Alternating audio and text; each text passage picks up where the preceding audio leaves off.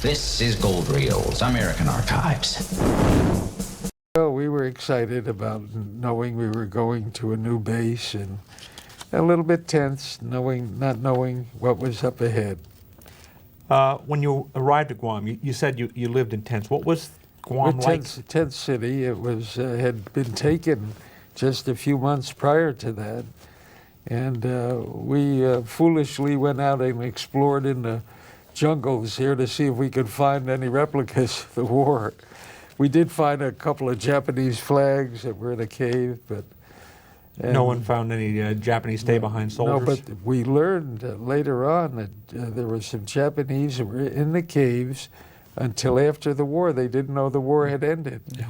And they were living on fish and that kind of thing. Was this your first time? No, it wasn't your first time in a country. You'd gone to Germany in the 1930s. The first time to the Pacific area.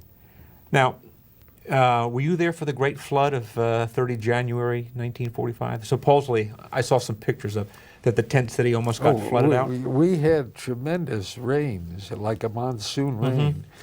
And I remember the mud and all of the, trying to keep the ditches around our tents and that kind of thing. But I don't remember it being flooded. We had a lot of rain, I remember.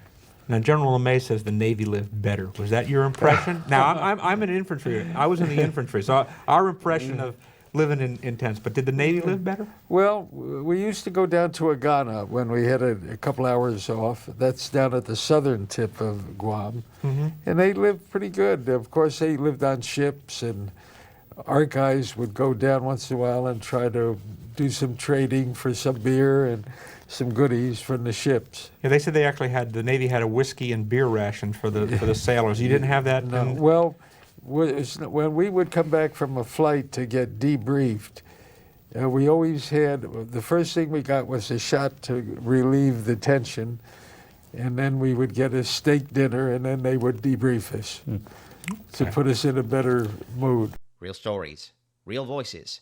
Subscribe to Gold Reels, American Archives, and be part of the legacy.